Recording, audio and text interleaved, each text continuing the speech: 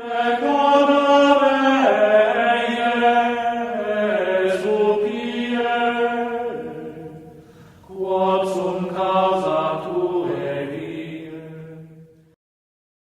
no, actually. Oh, hi, guys. Terrible intro. First off, last week I called Father Isaac, and I wanted to thank him because our first video that hit 10,000 views was a video with him. And I called him on the phone, and he said, "What the hell happened to you?" I said, "What do you mean?" He said, "You disappeared. What happened to you?" And I said, "I didn't want to bother you. Like, I never want to put him out because he's such he was so generous with his time with us last time." Mm-hmm. But he told me he was coming into New York, so I forced him to come to my home for dinner. First off, how was dinner? Excellent. His wife's a great cook. So she even made meatballs, and I'm a real critic when it comes to that. So we had so I forced him to come to my house for dinner, and I thought, Father Isaac's a very intimidating guy, right? Like he's a very intimidating guy. So but at the same time, I know he has such a big heart. So I was a little nervous before he came. I had my sister Chrissy come; she wanted to meet him. Joe Boca came over also. Once we started talking, though, the conversation, I almost had to delay the show a full hour because the conversations, he's the easiest person I've ever spoken to in my entire life. And he just told us about 10 war stories from him growing up. And then he told Nicole his conversion story and stuff. So, Father, man, where did he even go with this interview, right? Like, well, I figured the delay was because he was hearing your confession. I just went to confession Saturday. I made sure I went before he came, but so he actually wrote a whole. So before we actually started the show, he asked me what we wanted to talk on, Rob, and I told him we were thinking about like going into like maybe some of the traditional saints and devotions and things like that. Yeah. And he actually wrote a whole thing out for us. No, I didn't write it. Just I got some quotes here and stuff, but devotion, of course, is so important today to survive in our church. If you're not going to be a man or woman of prayer, just like the car, you don't put gas in, you're going to die out. So we have a lot of people today, especially in the church, that seem to have a lot of knowledge, but unless St. Francis, my Holy Father, says knowledge for the sake of knowledge will condemn you to death, to hell. So your intellect has to be sanctified. Mm-hmm. And so we have to put just as much or even more time, not only studying, but then on our knees, letting it really become part of us. And the more we study, we learn more about God. The more you learn about God, the more you can love him. But a lot of that's going to have to do with prayer. And so prayer is so important because there's a basic rule in spiritual theology that you can only receive what you're disposed to receive. And so how do we get disposed to receive God's grace? Because God wants to give us such an abundant grace. It's way beyond any of our imagination. And I go to some people, what do you want? And what do you pray? And they say, I'm afraid to bother God with all. I'm like, no, you're not bothering God. But, so we want to be disposed. And I think some people are afraid to request big things because they're afraid what's going to happen to them. But so prayer helps dispose our soul to desire God and his holy will, because that's all that matters. And so the more we're praying, the more we're on our knees, the more disposed we're going to be. And we're going to be like a sponge, become more and more of a sponge, absorbing these graces that God wants to give us. Our Lady in the Miraculous Meadow, when she had her arms out and these beautiful rays are coming out, St. Catherine said, "Mother, what are those rays coming out?" She goes, "These are graces that I want to give to my children, but they don't come to me." And so this is so important. That's like Mass too. The more we're praying, the more we bring devotions into our life. We try to imitate the saints, and the more we're going to be disposed to receive Jesus in the Blessed Sacrament, the more we're going to have a deeper faith in the Eucharist. And then when we go to receive the Eucharist, you're going to see your whole life change, because the saints say, Teresa of Avila, why do people go to Mass and not get anything out of it? Number one, they don't prepare properly for the Holy Sacrifice. And then number two, they don't do proper Thanksgiving.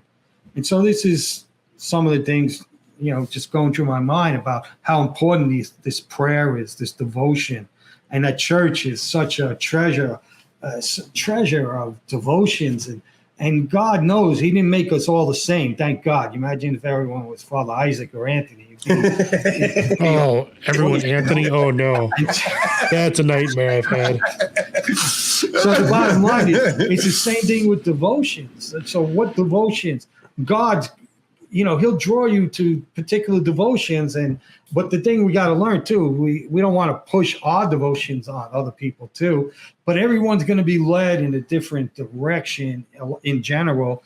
And like I always say, like you're married men, you should look up to saints that were married. Number one, Saint Joseph, and other saints that were married that had children, because you have so much in common and things like that. So there's going to be certain devotions that will grab you and they just click. And don't let anyone tell you, as long as it's approved devotion, don't do that. You run with whatever's good for you, because everything, it will be different for all of us. We all have one place we're aiming for is heaven, but God's going to take us all different routes, and so this is important. And have you over the years, have you found a certain way that kind of works for you to bring people into the faith? Because I feel like, because things are so upside down in the world right now, there are so many people that honestly are starting to look toward faith. Like you're starting to see people that are normally would never talk about religion stuff, especially in my own life. I'm seeing people, I have family members are starting to ask me questions.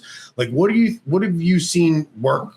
Do you treat each conversion on an individual basis, or do you see certain things work better than others? Well, here's the thing. When you meet someone, number one, you have to find out where they are, But the best way to convert anybody is by our example. Because I always tell people, even just making the sign of the cross at lunch, at work, before you eat your sandwich, people will mock you and this and that. But guess what? When one of your buddies has a problem, he ain't going to go to the pagan. And if you're not only making the sign of the cross, but you carry yourself in a proper way, your deportment is a Catholic. I don't like to use the word Christian, because I'm talking about Catholicism, and so if you are Catholic, it's almost like you should almost have a sign on you that I'm Catholic, but by our actions. So you draw more people by your actions than by your words, because we all experience evangelists, Catholic ones too, coming up and on fire, and they just want to bombard you, and they don't even let the person talk. So the first thing is, if you want to convert someone, you better make sure you live in the faith, all right? And you better walk the talk. But from there too, I just find out where they are, because for me, it's easy to get in the conversation because I always wear my habit. And then I was telling Anthony and his family that, I've been in Port Authority, New York. If you ever been there, it's quite a trip. And I had this young man come up and say, Are you a rabbi? I said, no. I said, the Messiah has been here a long time, buddy.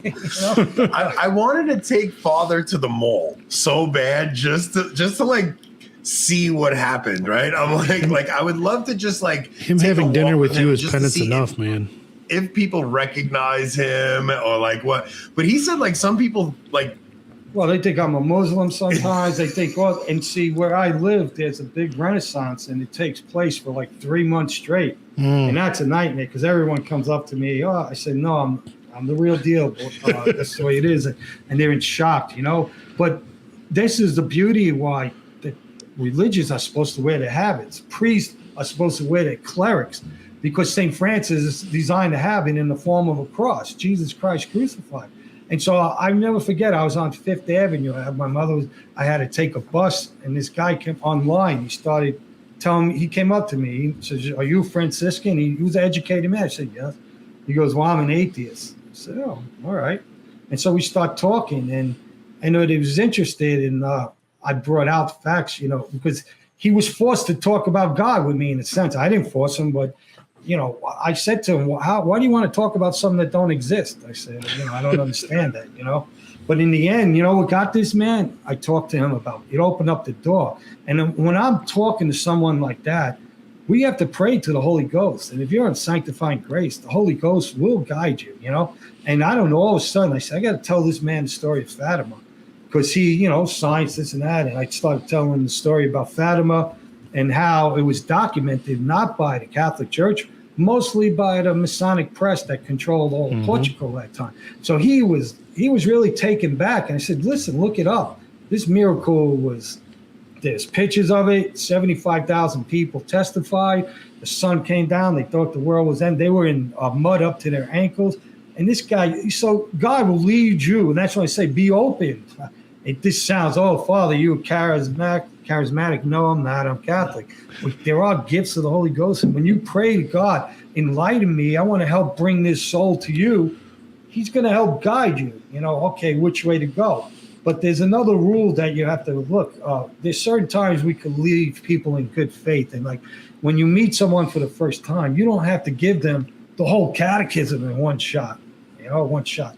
One of the things that I found that helps with me is I'll say to people, have you ever thought about coming into the Catholic Church? And so, I said, okay, so if there's one obstacle that's really bothering you that would stop you, like, is it the Blessed Virgin Mary, the Eucharist, the papacy?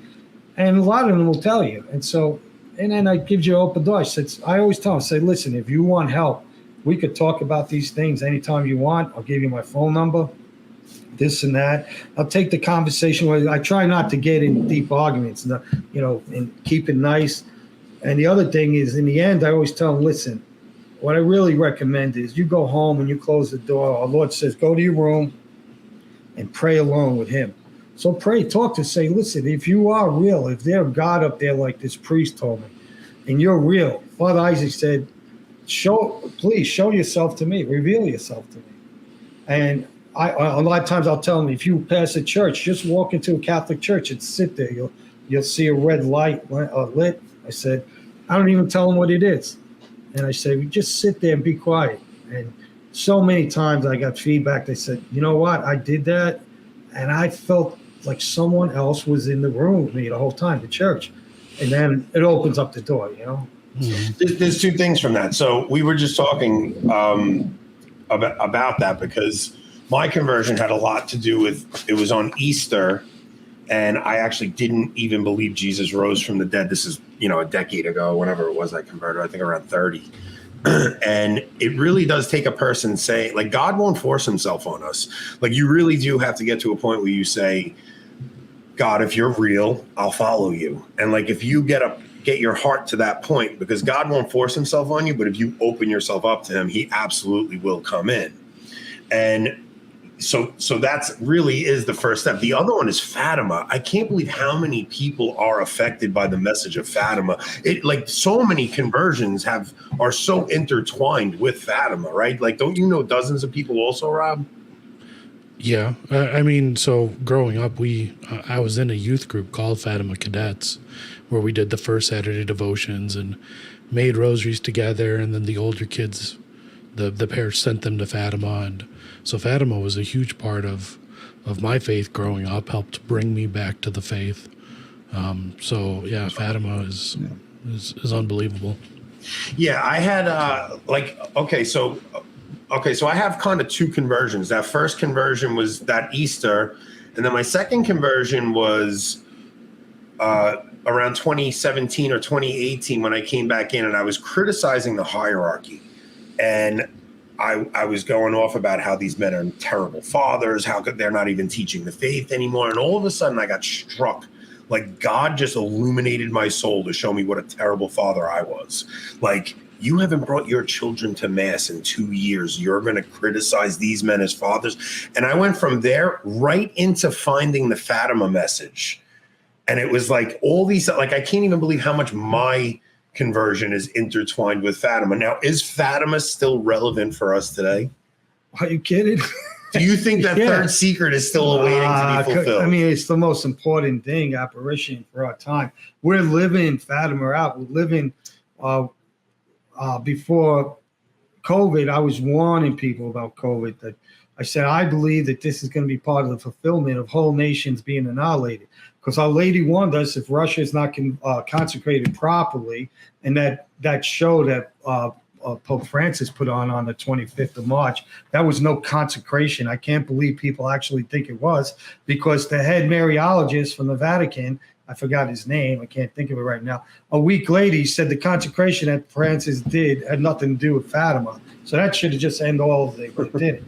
But Our Lady said that when Russia is consecrated properly, that Russia will be converted and there'll be a reign of peace throughout the church. She said, if not, Russia will spread her errors throughout the whole church. So if you're not convinced that what happened in COVID was total, the 199 countries embracing communism, and they're not done with us. They're talking about another deadly virus coming. So this is why Fatima, I think we're getting very close to a whole nation's being annihilated, the fulfillment, and then that the consecration with whoever the Pope is will be done. Blessed Bartholomew Holzhauer, he talks about the ages of the church, and he says that the fifth age, there's 7 ages, and we're in the end of the fifth. He didn't say that then, but he said the fifth age started with the Protestant Revolution. He said it was an age of heresy, schism, an age of no regard for natural law, divine law, total anarchy. And this is what we're living now. And he says, but at the end, there'll be the great chastisements, and then there'll be conversion. And this beautiful period that's coming, that's what I say, we got to hold on, my friends, because it's coming. We may very well see it. I can't tell you the exact day, but how long is it going to go on? What's going on? Because St. Paul says God will not be mocked. He will not be mocked.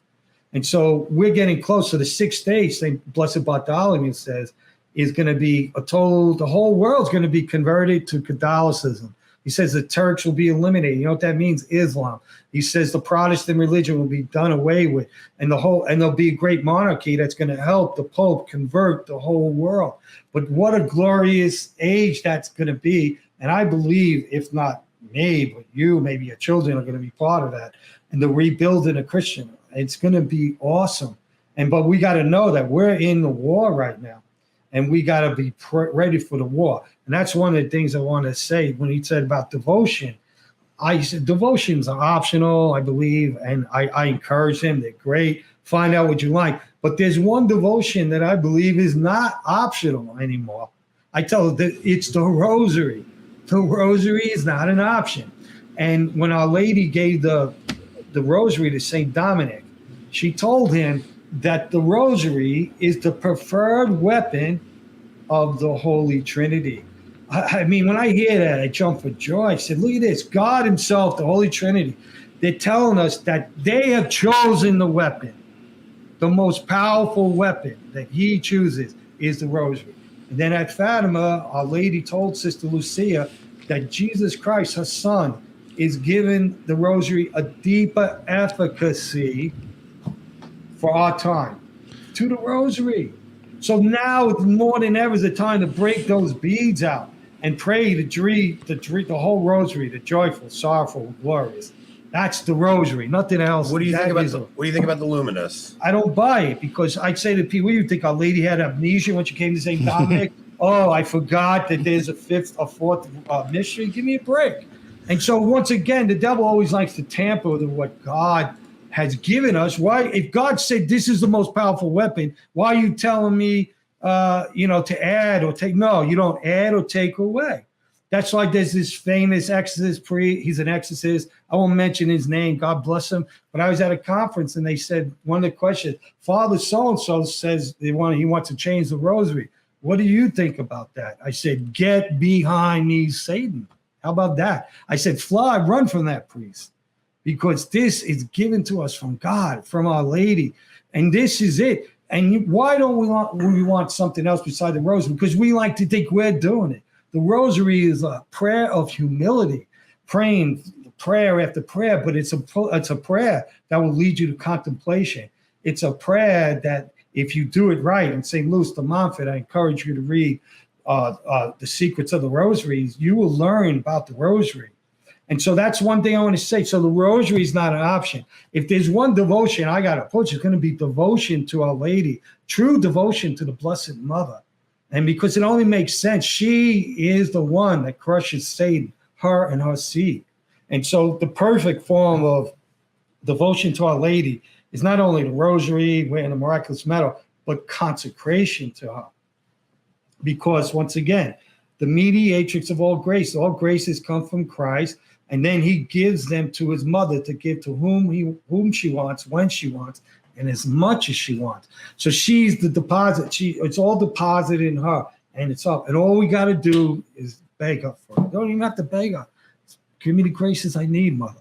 But it's her and her seed will crush. So who's her and her seed? Well, in her womb was who? Christ. So he's the head of the mystical body. And then we that are baptized in the Catholic Church are her seed. We that are consecrated to her seed. So this is it. We're all in this battle together with Our Lady, but we're on the winning side. But guess what St. Louis de Montfort tells us when it says in Genesis 3:15, it says, she shall crush your head and you shall wait for a heel.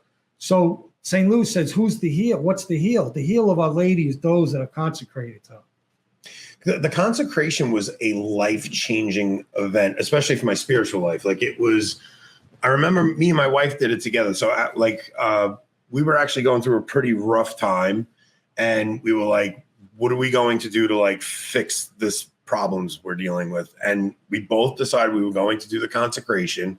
We did it. And when I tell you life-changing, like it completely changed everything in our marriage and our life, the way we raise our children, everything. So if anybody is like on the fence about doing that consecration, it is the greatest, I think it's the greatest devotion that the church has to offer. This is why it's so important, but you have to understand the role of Our Lady. And I love talking and bragging about our mother because she is awesome. I mean, our Lord went out of his way. He gave us his own mother. And so how would you like it if I gave you my most precious gift and you tossed it in the corner and didn't think much about it? And then, he's given us his own mother to be our mother. I mean, this is so awesome. When she goes before her son for us, she said, my son, he needs help. The graces are there. He never says no. When I first had my conversion, I was away 17 years. And I said to my mother, I said, Ma, I respect the Blessed Mother. And I grew up on my knees. We had to say the rosary every night after dinner. We were in the Blue Army. My mother was 100% Marian. And I said, Ma, but I can't pray that rosary. And she says, and normally my mother would have got a little upset, I think. But you know what she said? I knew God guided her. She said, why don't you pray to Jesus, see what he tells you to do? I said, that's a great idea. And you know what I did? I prayed, and I knew it was him because I didn't want to do it. It would take me a half hour to pray 10 Hail Marys. But then once it caught, and once I realized what happened, I gave myself to Our Lady. Like Anthony just said, your whole spiritual life takes off like a rocket. And then I started worrying that I was loving Our Lady too much.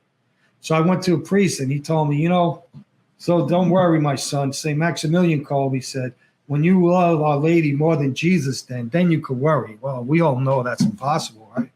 So love her, and our Lord is very pleased when we go to his mother, because St. Louis makes it clear the way God comes to us is through the Virgin, and that's the way we have to go back to him is through the Virgin.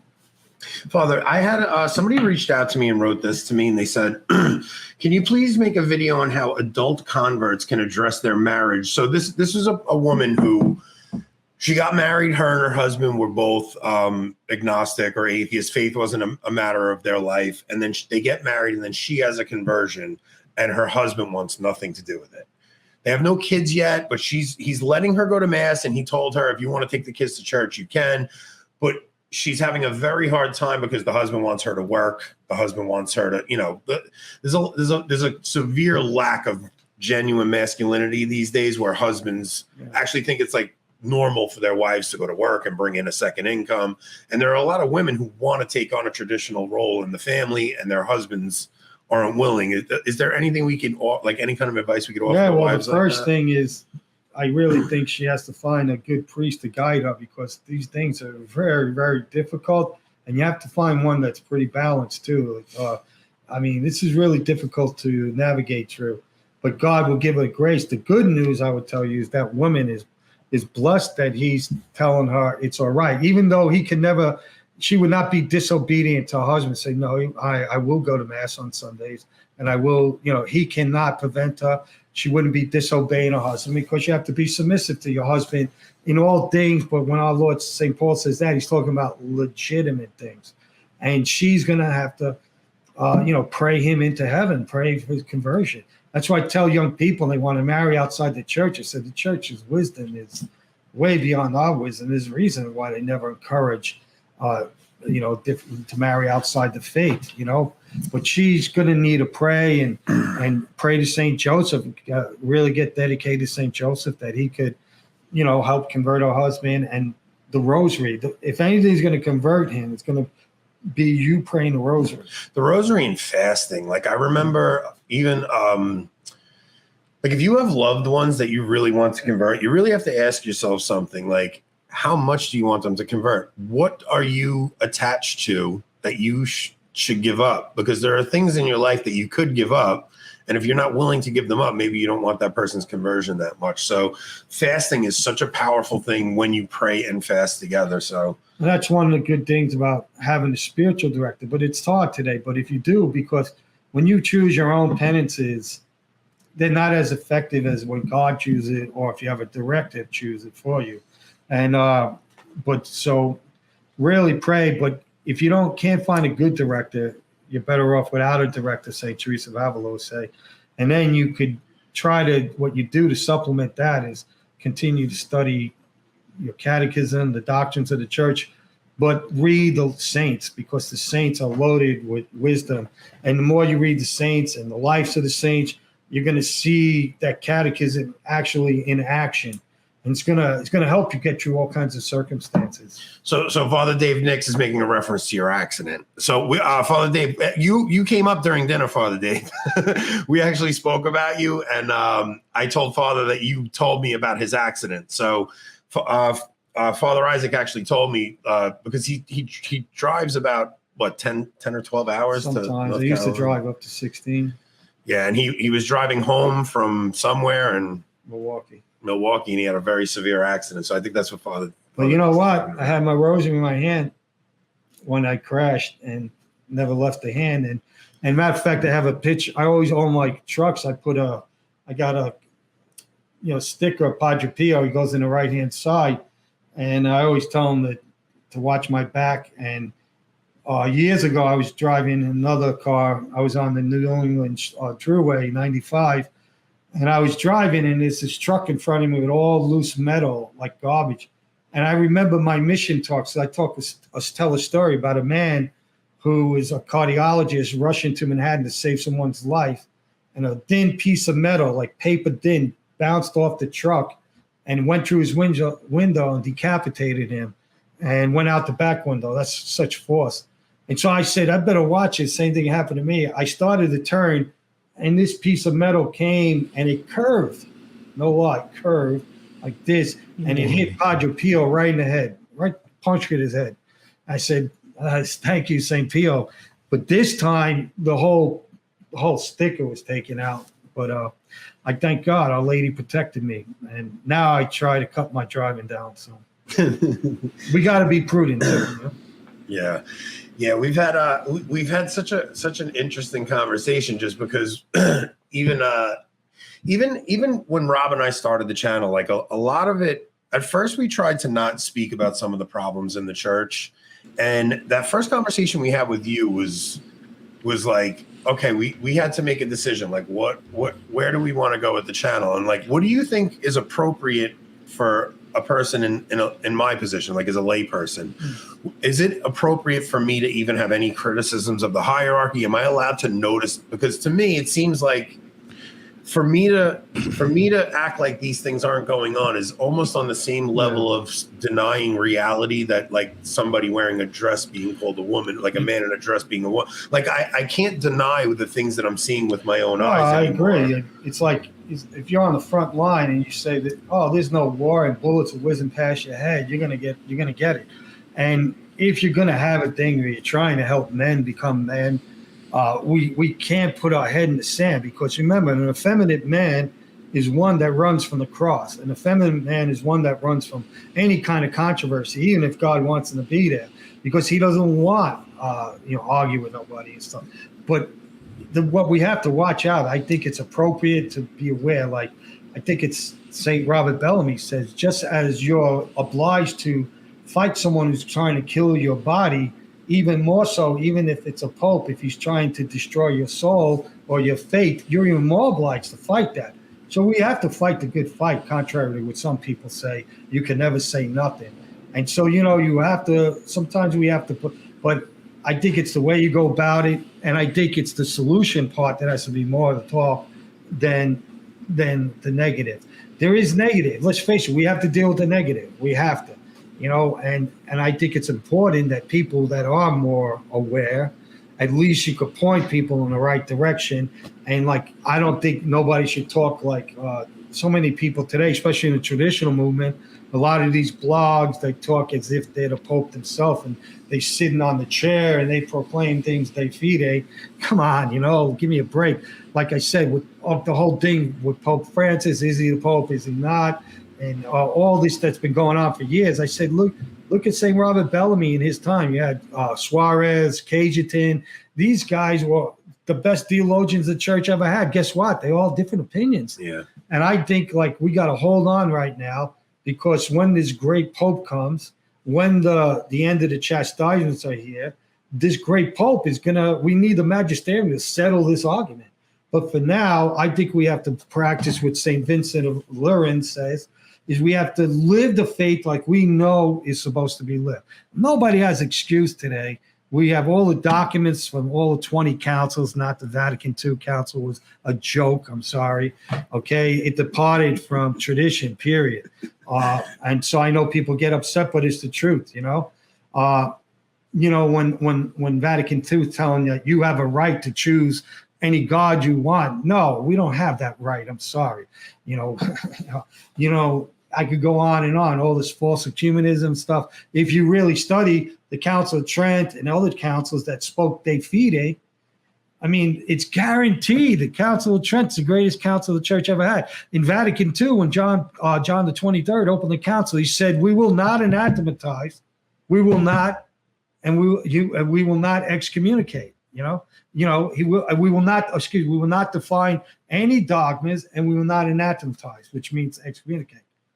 Well, that's the whole purpose of an ecumenical council. As errors seep into the church, the vicar of Christ uses his infallibility, and they chose not to. Why? Because there was an agenda.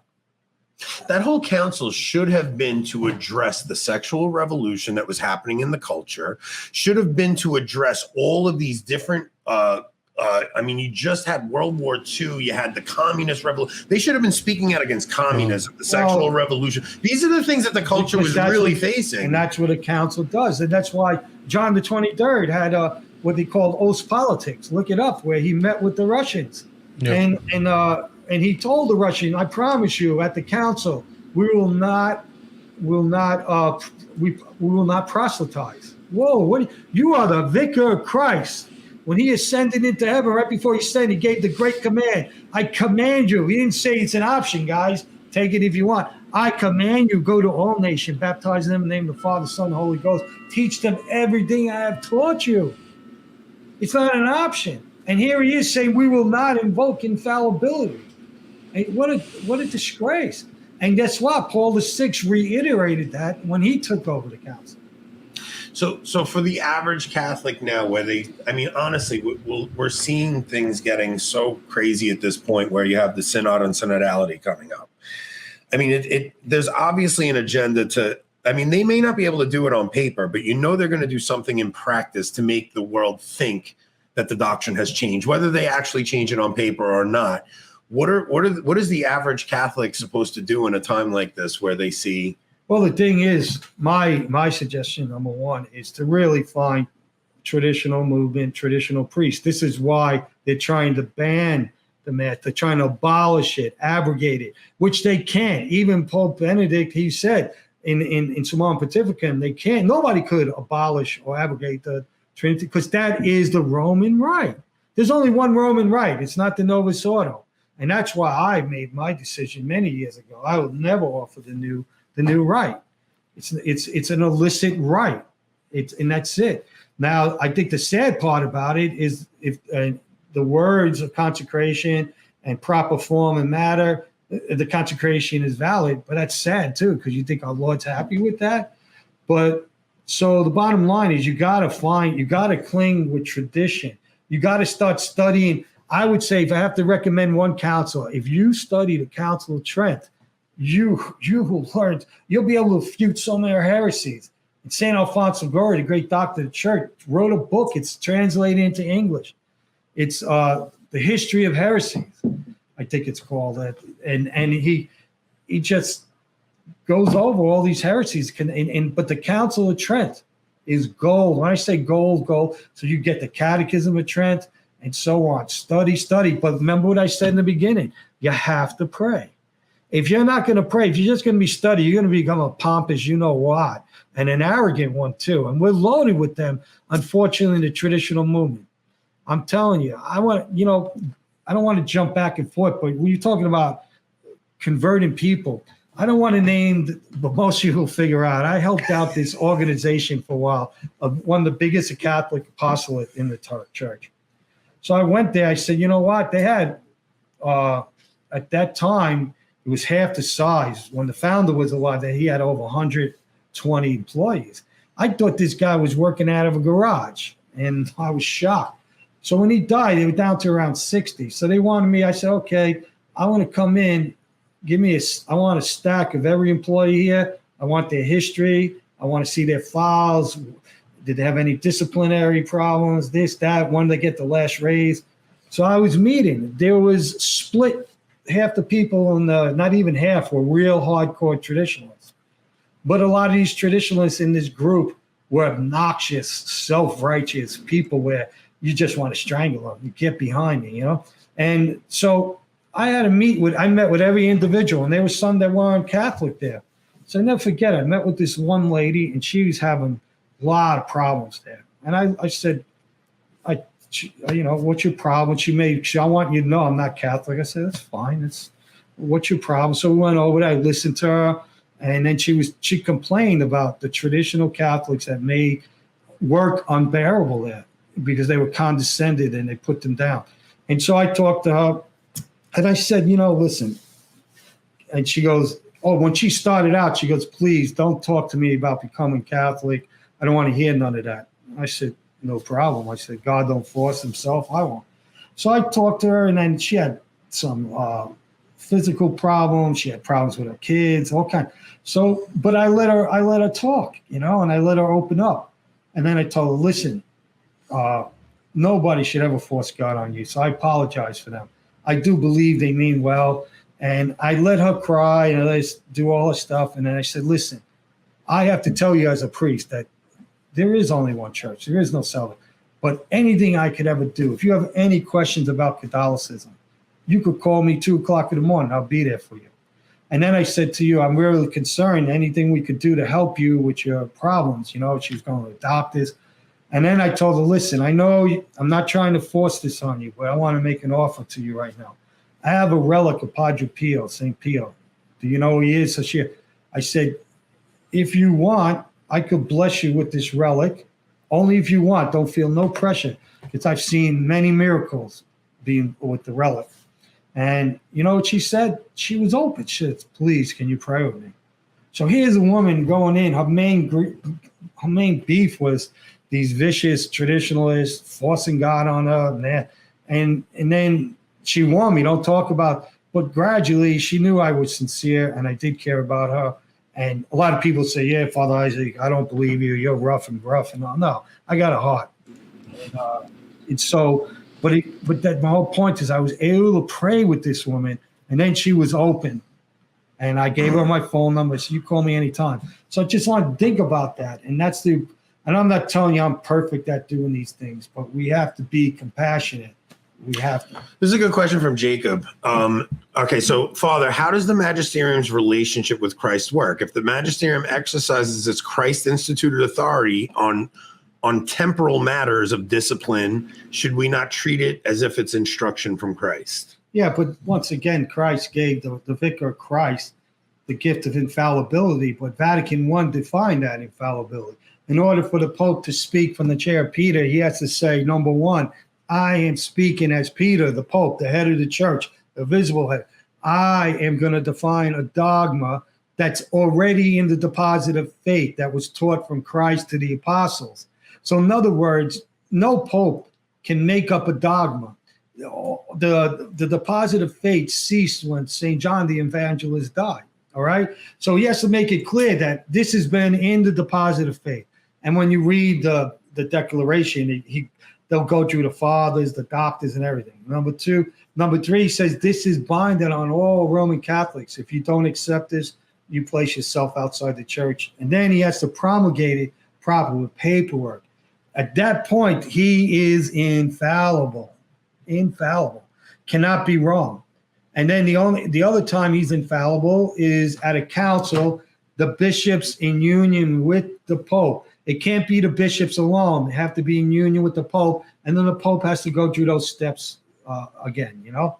And the only other time we could say the authentic teaching of the extraordinary magisterium of the church or magisterium is the teachings for 2,000 years that have been in continuity. So when they say, well, you're Vatican II, no, Vatican II is 60 years ago. It contradicts, not everything contradicts doctrine, but a good amount of things do. So anything in there that contradicts doctrine is not infallible. So this is where you have to study the councils, the 20 councils that define doctrines infallibly. It cannot be wrong, you know? A lot of mothers are saying, I saw this a couple of times. So with all of life's distractions, with young children, it's difficult for them to advance in prayer. Do you have any tips for anybody to advance in mental prayer? Maybe some techniques they can use? Yes, of course. First of all, you have to know what it is, you know? And prayer is such a beautiful thing because mental prayer, you can't become a saint without doing it. But there's vocal prayer first, right? Where we pray together, rosaries, where we do prayers publicly at Mass. We have rosary processions, which is awesome. And that's really good. It's necessary. It's very powerful. Matter of fact, St. Louis of Mine will tell, with much more power praying with 20,000 people saying a rosary rally than praying alone, you know, for the rosary. So that's true. But the prayer that's going to make you a real saint too is your quiet prayer and your mental prayer. And mental prayer is very simple. A conversation with God, St. Teresa of Avila said. I mean, that's simple, right? So a conversation with God, well, it takes two people, right? So you, God's divine person, we're not, but we'll talk to him.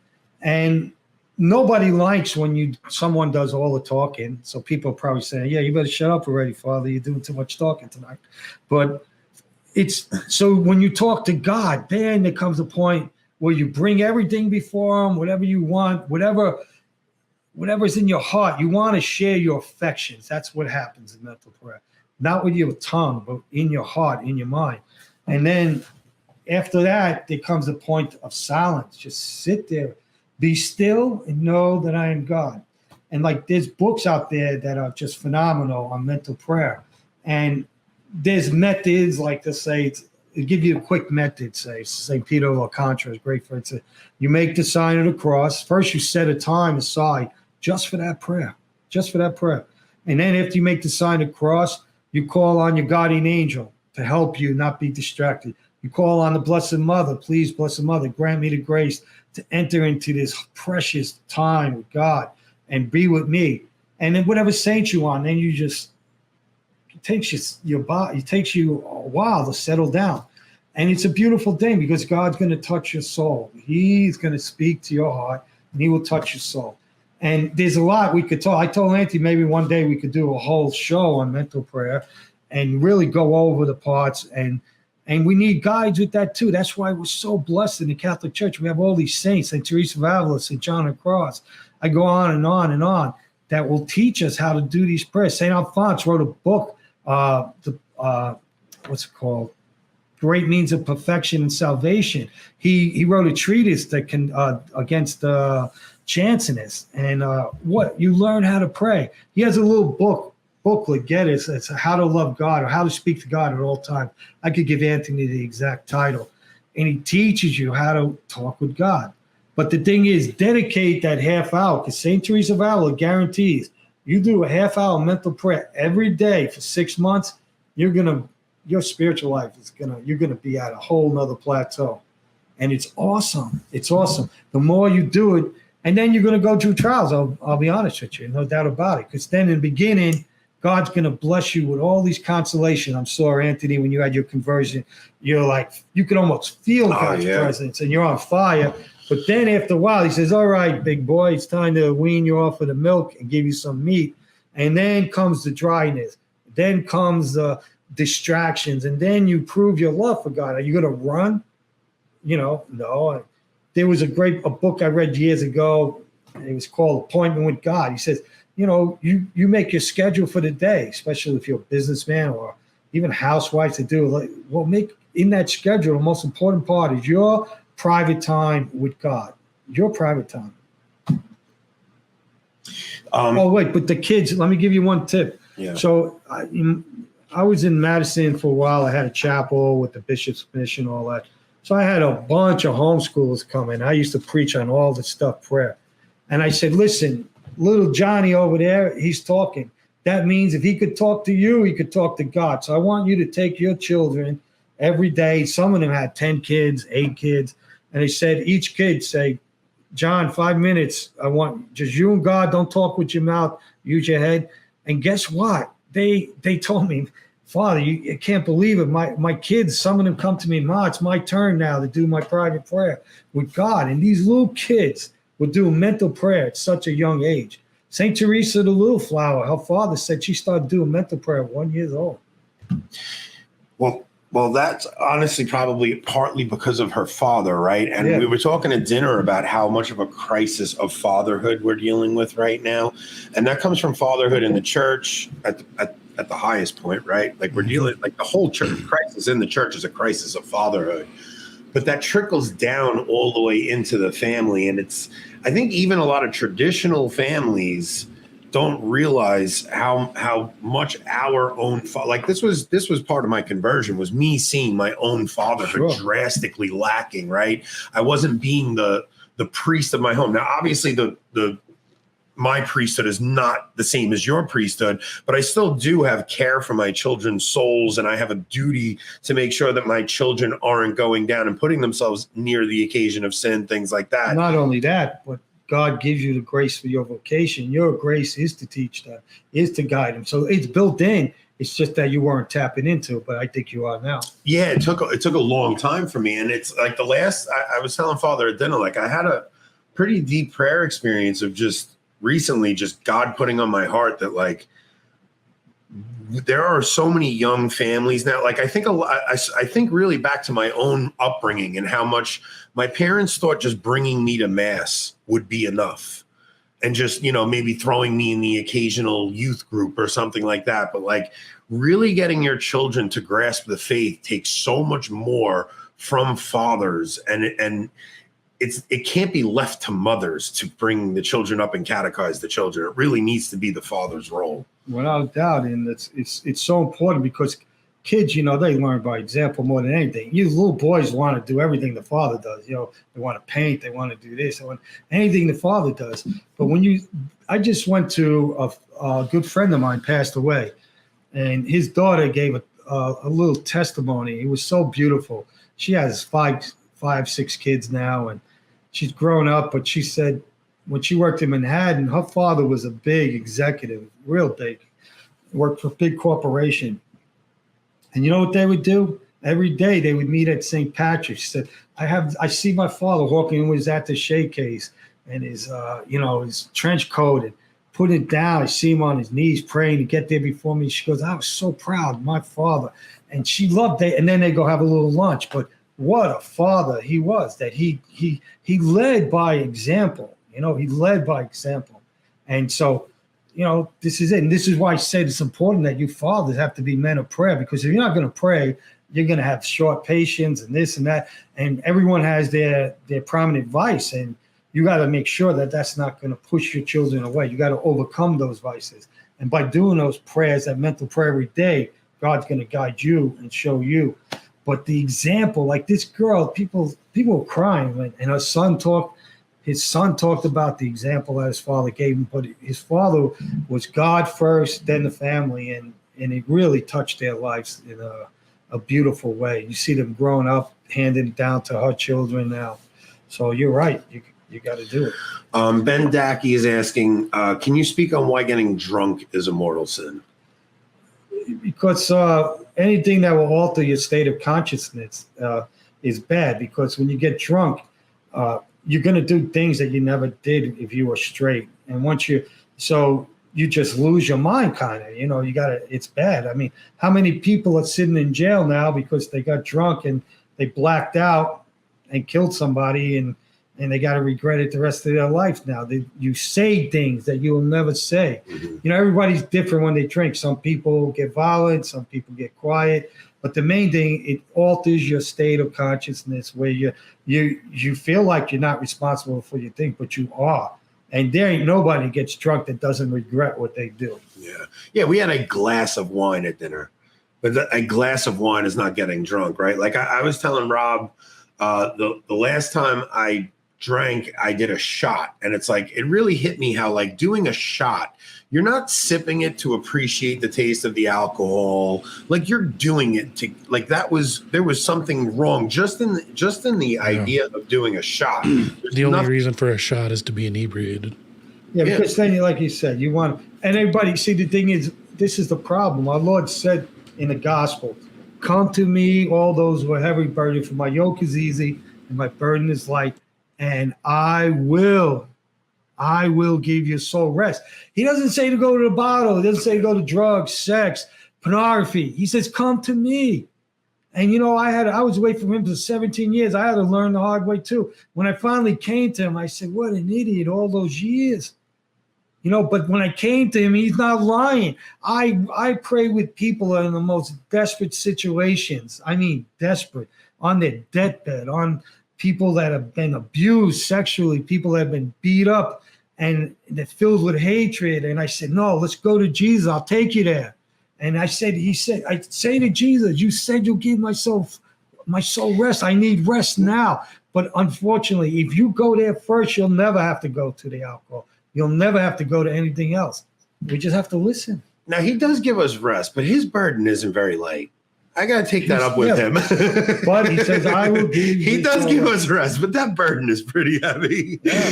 Oh, but the man. bottom line Carrying your cross is not when that light. peace comes to a soul that's on the verge of suicide. I deal with a lot of people that's suicidal, and that it's beautiful because, and this is another thing, how do you teach little kids how to pray?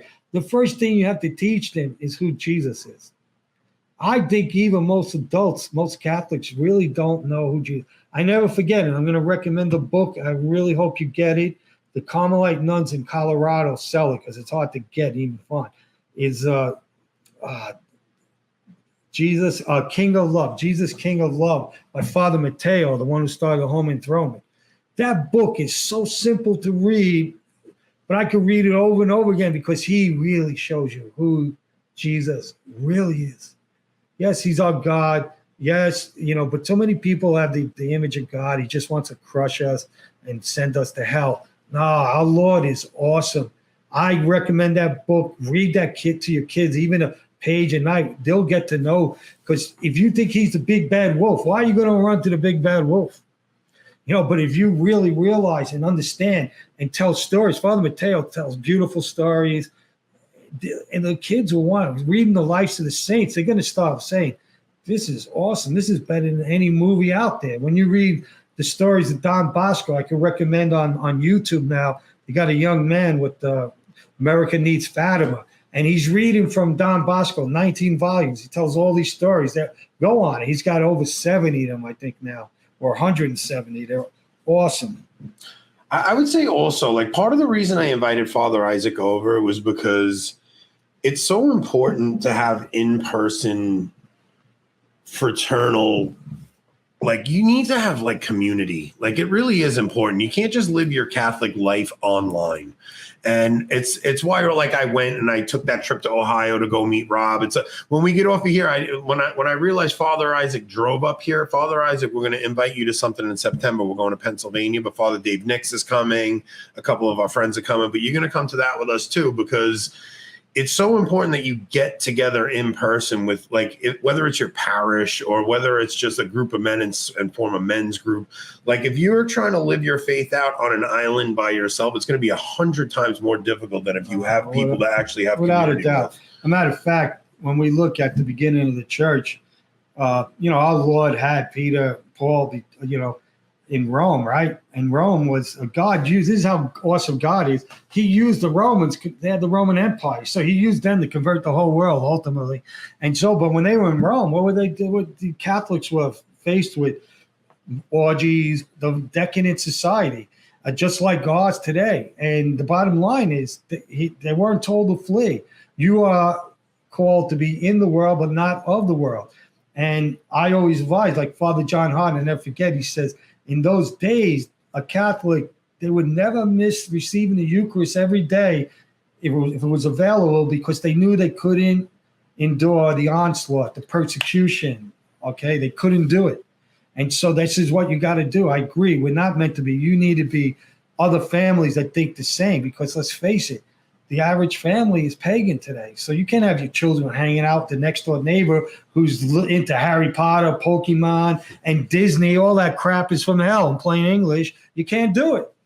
That's a really hard one, right? Like, so the last time you came on, you talked to us about St. Alphonsus Liguori, how he was saying, like, you said the hardest sermons you preached were when you were telling parents they can't have their siblings sleeping in the same bedroom, right? No, in the same bed. In the same bed. And that video cost me $700.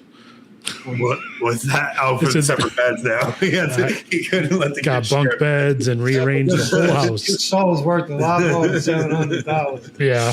So listen, so I looked that thing up, and I also looked in there, and there was something else in that same sermon talking about like letting your kids hang out with kids that are like non-Catholics and things like that. And it's like St. Alphonsus hits hard, man. Like he really like makes you go, oh, but he's the most compassionate in the end.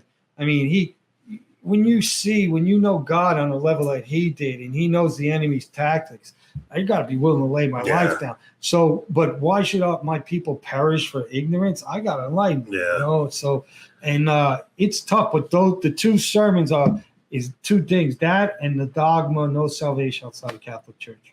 Yeah, what I would say is when you read the saints, the traditional saints, it's like, guys, we are so infected by modernism. Like I don't care how traditional you think you are so infected by modernism. Feminism, it's insane. Like, because the man doesn't want to suffer. The man don't want to have to fight for anything. Let me tell you something. Like, I grew up. I was a very shy kid, believe it or not, really shy. I was very introverted, and there was a bully next door to me, and he always tried to get me. He was older, big Irish kid. I never forget his name, Sean. And so one day, this kid had me. He was trying to get me, and my sister ran in the house to get my father. My father was a tough guy. He was a Korean War boxer, all this. So my father, I come in, he goes, "Where you going?" I said, "Nowhere, Dad," because I knew if I told him, he was going to want me to fight.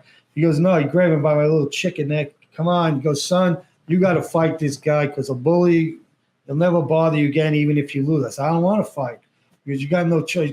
So he goes, "Sean, you want to beat my son?" He used another word. And he goes, "Yeah." So he pushed me towards this kid. And I don't know what happened to me, but I beat the kid to a pulp. and that day, from that day on, I was a fighting machine.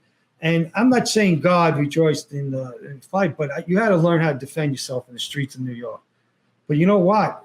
Growing up like that and doing what I had to survive in the city, I don't think I'd be the priest I was today, because only God could take evil and use the good. So now I fight for God. Now I'm willing, give me your best shot, whatever. I'd rather die than compromise. That's the problem in the Catholic Church today. Compromise. I'm sick of hearing, "Oh, well, they're good priests. They just do what the bishop." I just had some priest try to take me to task, telling me I don't smile, I'm too rigid. He didn't even know me. I said, really? And then we came down to, I said, he's telling me how great these young priests are. I said, let me ask you something. I said, so why do they listen to all these things that the bishop tells them they do when they know it's a grave mortal sin? And I went through a list. And I said, Father, do you accept the principle that the Catholic Church condemns that you can never use evil means to obtain good end? That's a principle that we all have to accept. He wouldn't answer 3 times. I said, I'm not going to stop till you answer the question. Is that a valid principle in morals? You cannot use evil to obtain good. Finally, because the guy knew I was going to say, he said, okay, yes. Well, that blew all his whole argument with me. And so we got to stop compromising. Imagine if every priest in this country said, no, I'm not giving communion on the hand so our Lord could be trampled upon. What would they do? What, are you going to fire them? Father Dave Nix looked like I was kissing butt, and I bought St. Francis wine. He said he's arm wrestling you when we go. But my point is, we got to stop this compromise. When is somebody going to stick up for the rights of God? All we hear is about, I got these gays, the lesbians.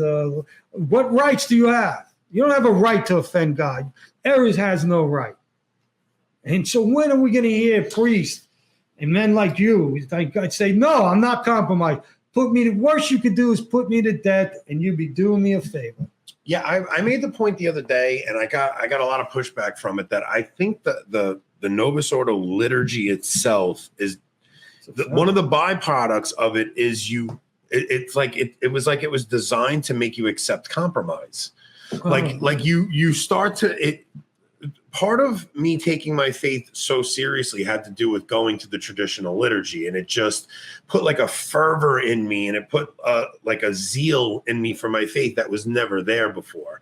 And I think that a lot of the people that you see defending some of the things going on with the church right now, with the synod, almost unanimously, they are people that go to the Novus Ordo liturgy. And I really think that is a byproduct of the liturgy itself. But the first thing the Novus Ordo Mass does is it emasculates the priest. The lay people come and usurp the rights of the priest, and they let them.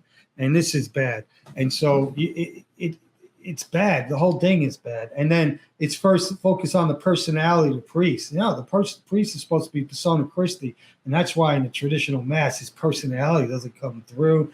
It's much easier to meditate on the mysteries. But this is all part of the problem. They knew what they were doing. Yeah. And a good friend of mine, Father James McLucas, I recommend, he wrote an article, one of the best articles, The Emasculation of the Priesthood. Read that article.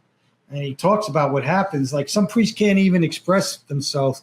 Why does it get me so mad when a lay person gives communion out?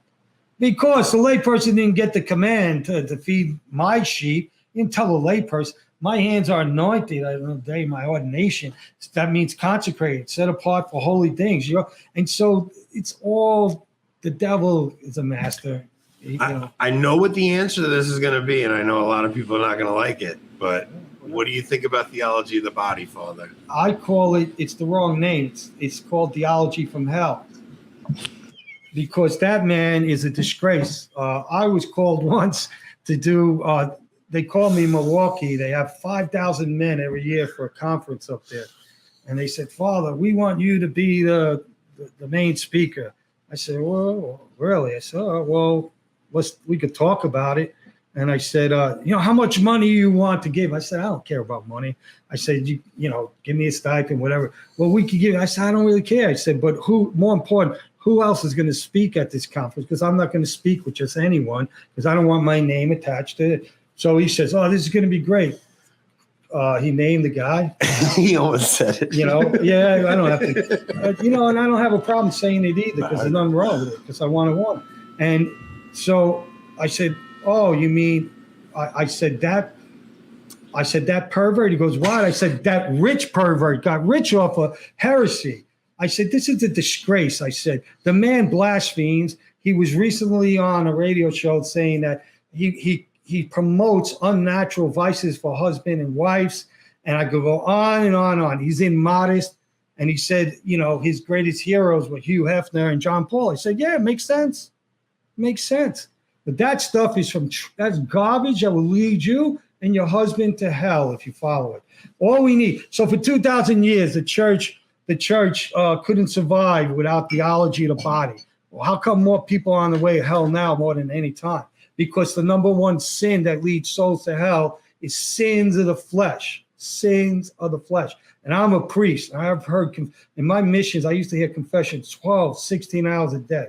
It is the number one sin leading souls to hell. To hell. So that stuff, I'm telling you, we could go in a lot deeper detail, but it's wicked. He uses immodest language. He blasphemes. He tries to justify certain acts from the Old Testament. It was just blasphemous. Bad. Well, now, what about the actual original lectures by John Paul II? Do you think he said anything bad in those? Because I think I wouldn't recommend them. Yeah, I think, but mainly Christopher West is the one who took that and ran with it. So I told that guy, I said, you want me to come, and if he's there, I'll spend my 45 minutes you want. I'll spend an hour ripping him to shreds. I said to him, sir, let me tell you something. You're doing something great, a miracle that you could get 5,000 Catholic men. Yeah. But believe me, what a responsibility that you have, who you bring there. Yeah. Because if you think the devil's going to sit back while you take 5,000 men and try to give him the truth, he's going to attack. So you bring him there. You're responsible for every act someone does that's against God. On you too. So 5,000 times it. And, so he said, oh, I'll call you back. I said, you want me? You got to get rid of him. So, he said to me, the guy, he called, well, we have a contract with him. I said, you got a contract with hell, I said. And he says, we can't have you come. I said, let me tell you something. I feel sorry for you. You're going to answer for this.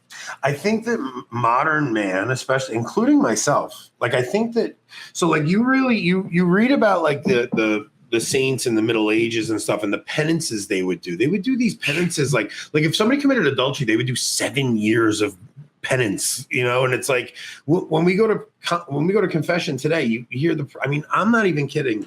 My wife, Hail Marys every time. It's either 3 Hail Marys or something. Yeah, so my wife went to confession the other day and she told me she started confessing something and the priest told her, because it was something from years ago and it was, something that came up in her mind. She goes, oh, I didn't confess this last time. It's something it's an old memory that came up. And the priest said, oh, you don't got to worry about that. Don't worry about that. And he just kind of brushed her off. And it was something that was really on her conscience. Just let me tell you the true teaching of the church on that. And St. Alphonse, who is the moral theologian, but all the church always taught that when you remember a sin that you never confessed, you are obliged. You don't have to run right away, because when I absolve someone at the end, I always say, are you sorry for these sins? All the sins of your past, even the ones you've forgotten. And as long as you're intentionally not withholding, you're forgiven. But once you remember, you're obliged, your next confession, say, Father, before I start my confession from the last week, whatever, I remember the sin that I never confessed, and it just popped up into my mind. So you're obliged. Why? So that the priest then can give you penance to make reparation and atonement for that sin. And then, and it's very important. So you are obliged to do that. So now if a priest only gives us 3 Hail Marys, and the sins are pretty serious sometimes for young men. I mean, you're talking about guys that are going and they're confessing things. I mean, they should be doing serious, especially guys, if you're looking at things on the internet that you shouldn't, you're never going to get rid of that habit if you don't do some serious penance. This is why the seminaries have to go back, and they won't. Even the traditional ones, they hate St. Alphonse. I was blessed to study him, and he talks about what recidivist sin is and how you can't give them absolution. You have to delay it, give them remedies, and uproot these vices. It's so, so important. And we lost track of how bad sin is. Even the slightest venial sin is offensive for God. But a mortal sin, put it this way, if you commit one mortal sin in your life, you're as bad as every fallen angel in hell. Hell is loaded with billions of angels that non-serviam, I will not serve. They're in hell, only one mortal sin. But most of us get many, many chances. So if you committed 10,000 sins, you're worse than 10,000 angels in hell. So we got to understand, this is where meditation, prayer comes in, where you start meditating on this, the saints have such great writings on these things. And you start realizing the horror of sin. What's the price of sin? That you crucified your Savior, that he had to be nailed to a cross. He had to be crowned with thorns. And when you commit a mortal sin, you know what you're doing? You're spitting on Christ. You're driving the nails into his hands, the spear into his side, and so on and so on. You're scourging him, and you say, I don't care, and you're kicking the Holy Trinity out of your soul. You're saying, get out. I don't want friendship with you. I don't want. But when is it explained like that? And this is where reading the saints. So we have to come to know Jesus. We have to understand his holiness, which we can never understand totally. But we're so surrounded with this. And this is the problem. In Vatican II, they never talk about after the council. What's happened in the confessional is so breaks my heart. It's so sad. So sad. Because even in traditional parish, they're giving just 3 Hail Marys. It's bad. It's bad. Will you go around and do like parish speaking and stuff, or do you usually do people? Well, I used to, but right now in my situation, my superiors won't vouch for me, you know? Yeah. So, but the other thing I want to make about confession with penance is now the devil loves, he don't care which direction you go, far left or far right, because he's got you. So there are some priests, unfortunately, and people tell me, I said, you got to be kidding. I had people, they told me they didn't even commit a moral sin. They had to do 15, 20 stations of the cross in church. I mean, so the penance is supposed to be set to the offense. Yeah. The greater the offense, the greater the thing. But St. Alphonse warns the priest. This is why he's so awesome. He goes, say I get a penitent comes back. He's been already 25, 30 years. He committed the most wicked mortals. I can never give him enough penance. So he says, what you got to do, you got to give him a penance. Say, my son or whatever, is this, if I gave you, say, 3 roses, can you do that? Is that too much for you? And you have to listen to himself. Oh, I don't even know the Hail Mary no more. Okay, so I got to give. So St. Alphonse says you give him two forms, 2-part penance. One is mandatory, one is optional. So I always tell people, when I have to do that, I say, okay, you have to do this rosary, and I recommend that you do a extra rosary a day for the next month, whatever. But that's optional. I make sure they know it's optional. Yeah, because if you don't complete your penance, like say the priest gives you 3 rosaries, full rosaries to do for your penance. So if you don't complete those rosaries, do you have to go back to confession? If it's intentionally, you've got to confess it, yeah. But the thing is, if it's just out of weakness too, but you could also, if you really did think there's a grave injustice, like 25, 30 stations across would be ridiculous. And it wasn't even grave. So I was able to commute that for them. I'd say, okay, I'm going to commute that, just say 10 Hail Marys or not 10. I usually give like a scripture reading that will help uproot I don't your think prominent it's so much vice. like that it has to be so much as more just like No, but kind it of has in to be- tune to what you're struggling like with. when somebody comes in with a serious sin of pride, that's a prominent vice. One of the things I'll say, I want you to do the litany of humility. Yeah. You know? Yeah. And, when you have pride, it's hard to even get those words out. Mm-hmm. But things like that. So the penance has to fit the crime and has to be geared to uproot the vice. So Benjamin's saying that what's the best way to overcome his frustration? Because what'd you do? You knocked the wrong question out. No, you want to read this first. Oh, okay. I converted to Catholicism 20 years ago from a Baptist Pentecostal background. I've always struggled with mental prayer because of how abused the concept of God told me is. So you know what he's saying, right? Like you hear all the time, God told me this, God told me this. And then his next comment was, how does he overcome his frustration? Because there's been many times in his prayer life where he believed God was telling him something, but that it wound up not being that. Well, one of the ways you could make sure is to get a spiritual director, someone who's competent and understands spirituality. And then if people come to me and I'm helping them steadily, I'll say, if you think God's telling you something, do not act on it until you come to me. And then help discern, because let's face it, like St. Margaret Mary Alacoque, she was the Sacred Heart devotion was given to her, and God told her to go, and go to your spiritual director. You don't accept it at first. There's many stories where the director won't accept it, but then God will change his heart, and you're blessed and protected by that obedience to your confessor or spiritual director. That's one way. But please don't ever give up on mental prayer. If you're doing mental prayer, it's so important. Keep doing it. So can a penance be a direct resolution to the harm caused by the sin? Example given, returning a stolen item or turning oneself in for the murder. Well, the church says you can never, incriminate yourself. But when it comes to if you steal something, you're obliged to make what do you call it? Restitution. Restitution. You have to give back. Number one, the best way is to give it to where it was taken, but you don't incriminate yourself. So say you stole $150 at work, you saw it in the, you take $150, put it in an envelope and just put it, just send it to the office and they got the 150. So you don't incriminate, but there is no forgiveness without restitution. So now say you're some gangster that converted, and believe me, it happens. Say, Father, I must have stole $200 or $500,000. I can never make restitution for that. So then what you do is say, well, listen, you're going to have to do a lot of penance, make up, but I want you to get a pad. I want you to start keeping track. How much money, do you have any money saved? Well, give such, you got to give that saving. How much money a week, and you keep track. So you're showing God you're paying him back. You're doing it. That's a good question. So like if somebody commits adultery, is there a way to make restitution for that without telling your spouse? Because sometimes, look, sometimes it would be, I would imagine it would be harmful to tell your spouse, right? Like you don't want to destroy your marriage. Well, you got some wisdom there.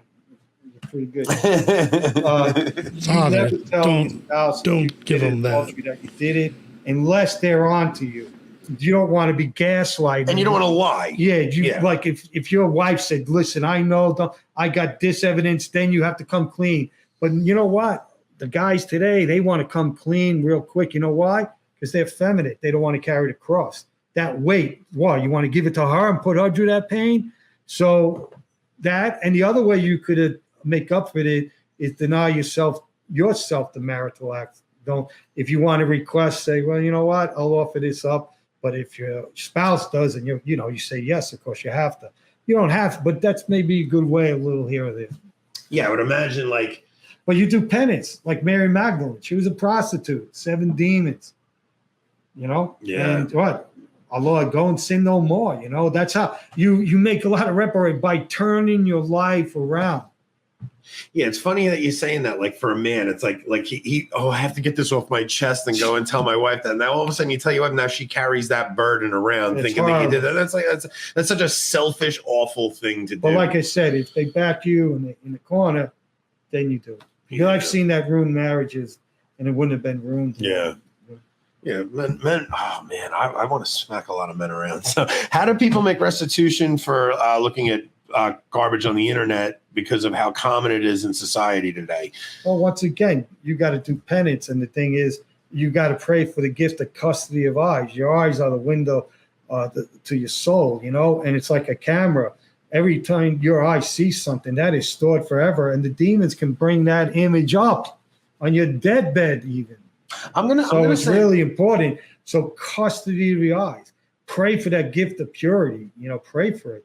God says, I will give you your heart's desire. And when it's for the salvation of your souls, the saints teach when you pray with humility and perseverance, and it's for the good of your soul, it's infallibly efficacious. Infallibly efficacious. I'm going to say this about that because,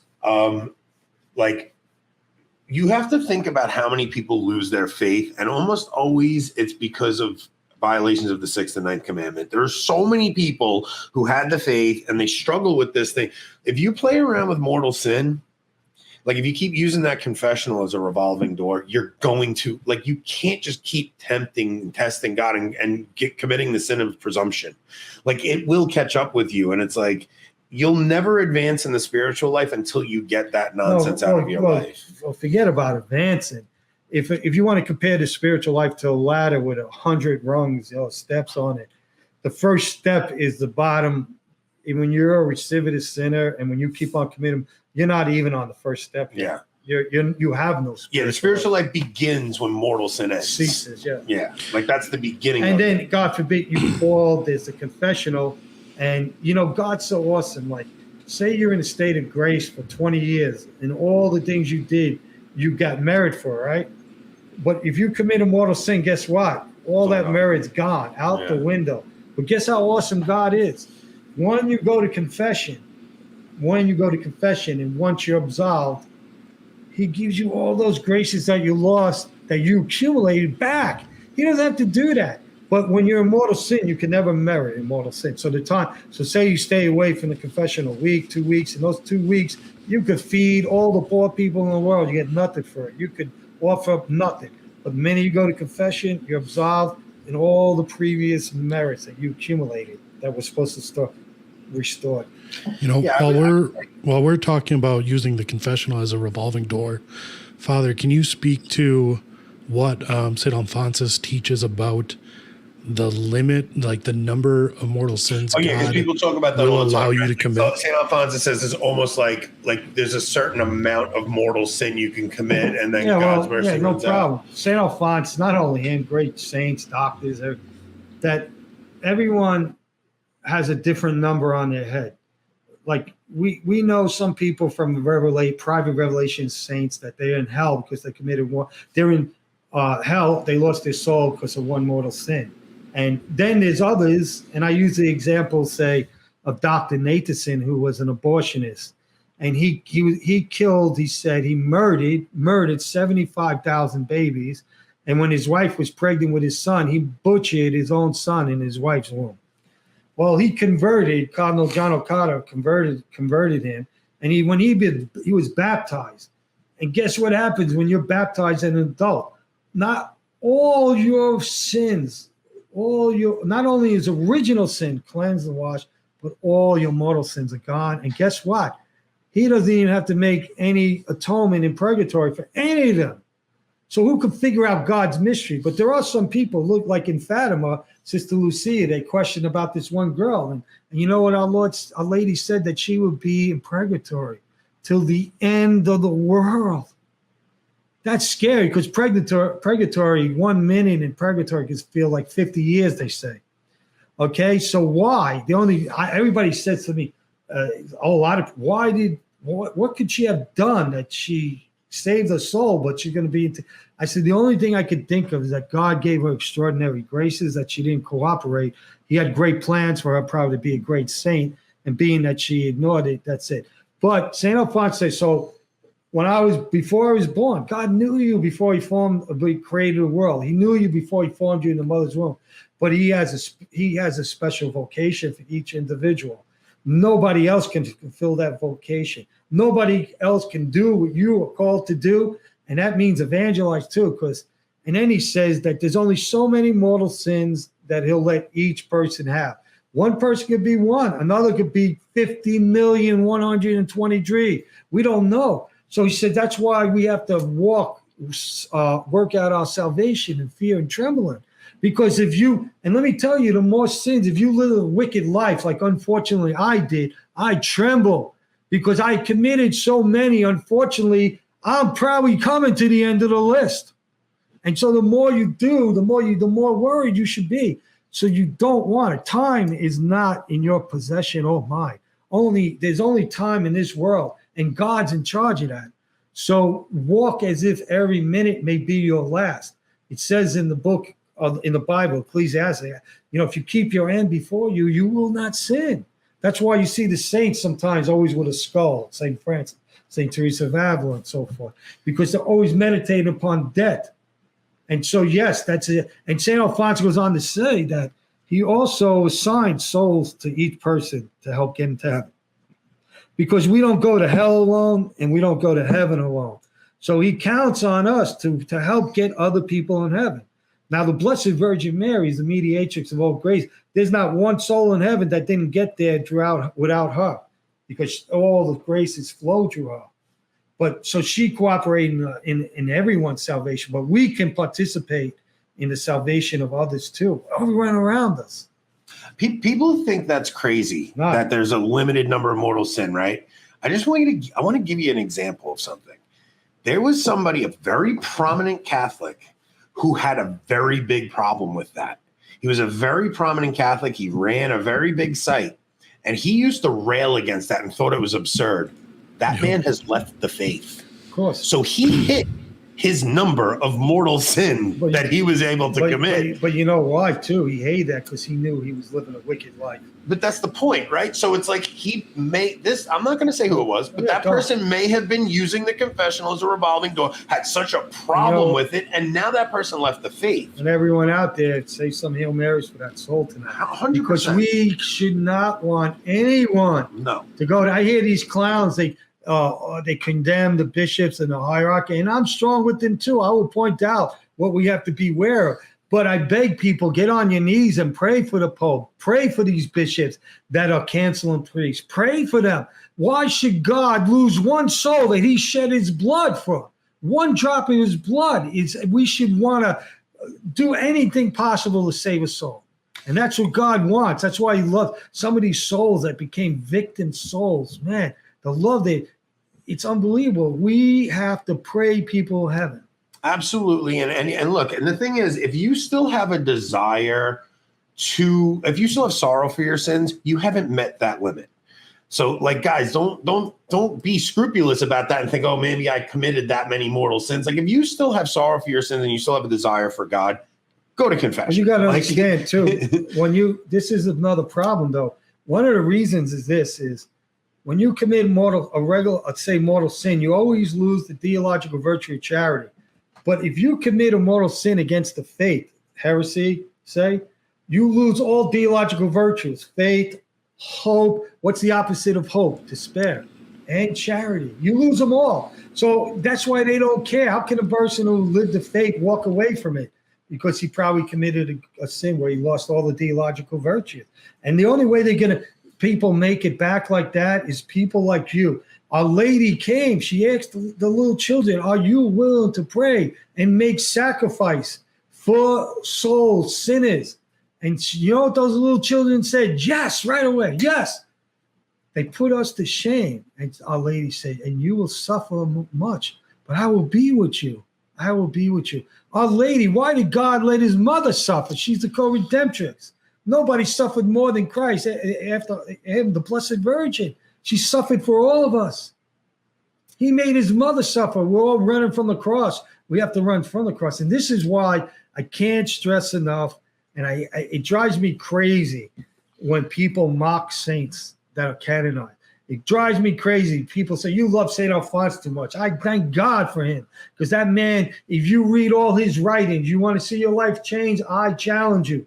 Read his books. There's over 16 devotional books on the Eucharist, and you name it, he wrote it. Your life will change. These saints will challenge us. They show us the way. They're showing us how to get to heaven. Okay, so let's get to a couple of questions here. So I know the answer to this. I know you did see it, right? You saw Sound of Freedom? Yes. What'd you think of it? What I did, I probably should have brought a box of Kleenex in with me because I had tears coming down my eyes. A better millstone wrapped around your neck and thrown into the depths of the ocean than to lead these little ones astray. That broke my heart, and it's true. I preach against this all the time. It's so true what's going on in this diabolical country. And our bishops, shame on them. They're the biggest traffickers in the world because the U.S. are the biggest offenders. And down at Catholic Charities at the border, they're doing this. So we got to pray for this. Yeah, that movie, we got to shout this, and we can't be afraid to speak up. Blessed anyone who lays down his life for his brethren. Blessed is he. I mean, we got enough is enough. This is why I really think we're coming to the end of the fifth age of the church. And the wrath is going to come. The good will suffer with the bad. But he's going to destroy most of the enemies of the church before he rebuilds it. But no, spread that movie. And I love to shake that man, Tim Ballard's hand. Because we need more men. And he's not even Catholic. Yeah, he's Mormon, I think. We got to pray for his conversion into the true church.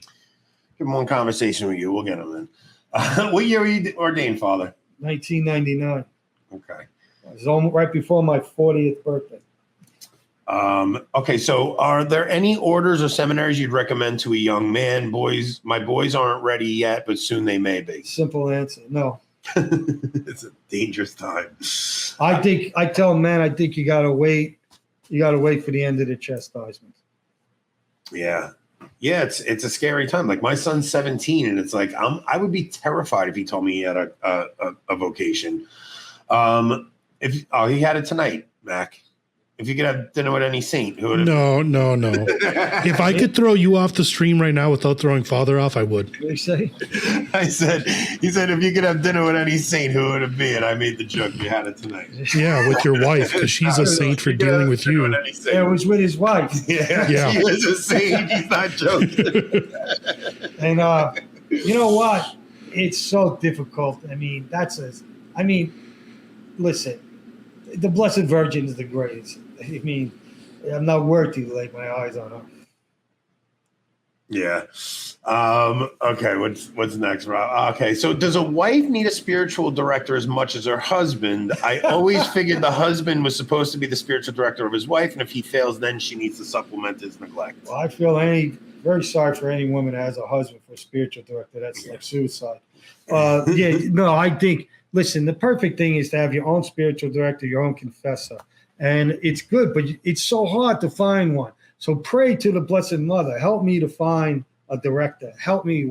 He has to be good. He has to be fervent. He has to have zeal for souls. And he has to be orthodox. And he has to know the spiritual life. But I recommend it highly. Are you one of the consultants for the synodality?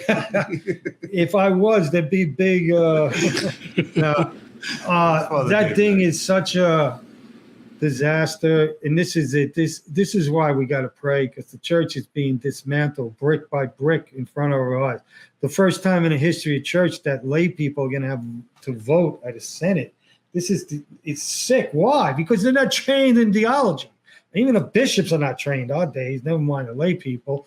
And unfortunately, when you go over the list, and I've studied some of it, they're all sympathetic or are homos or lesbians, transgender. And so what do we, most of the bishops too, all pro-gay, I mean, I tell you what, if I was one of them walking into St. Peter's, I would tremble that God's going to send lightning bolts down. And I pray for them. I pray that they all can be converted, because souls are going to hell. How many souls embrace this stuff? They say, who are you, Isaac? You're not the Pope. Thank God. How do I explain to my children when they see differences between lukewarm family members and parishioners at our TLM parish? They even ask if like some of those family members are even Catholic, because they see a drastic difference between the lukewarm and the people at their parish. This is a good question, because children are amazing, the gifts that God gives them, especially the innocent ones. They perceive things that even the adults don't, and they're sharp. They can put things together like that. And so you can't tell them when they're seeing Uncle Tommy living with a girl that's not, you're going to lie to him? No, you can say, you know what? Let's go over the apparition of Fatima, where Our Lady said to the three seers, your age, 6 years old, 9 years old, 10 years, will you do penance for Uncle Tommy? You could help him, and that's how you got to do it. You don't deny it. That's and you use samples like that. I tell you, my favorite is Saint Jacinta. She moves me. I feel like a worm. And you look at this little girl. She was so beautiful. So when Our Lady showed her hell where the poor souls go, from that day on, she did nothing but penance. In Portugal, it'd be over 100, 115, 20. They're taking care of sheep, and she wouldn't even drink water the whole day, dehydrate. Her family wasn't rich, but they had enough to give them food for lunch. All the kids in the neighborhood say when they come out, they give their food away for penance. If that little 6-year-old Jacinta could do that, what about us? And so we got to start tapping in. I'm telling you, this Lives of the Saints. I recommend that never go to bed without reading from a biography of a saint, autobiography, biography. Read your children stories of the saints. It's unbelievable. But their age too, when you read about little Jacinta, how can you not get, look at this. They kidnapped them, right? The mayor and all that. And they separate the three seers. And they said to her, if you don't deny the apparition, we're going to put your cousins to death. And they all thought that they did that. Just Lucia thought she heard screams. She thought Jacinta was put to death, Francesca, and then they didn't do it. But guess what? They did not deny the apparition. So pray to her, man. Pray.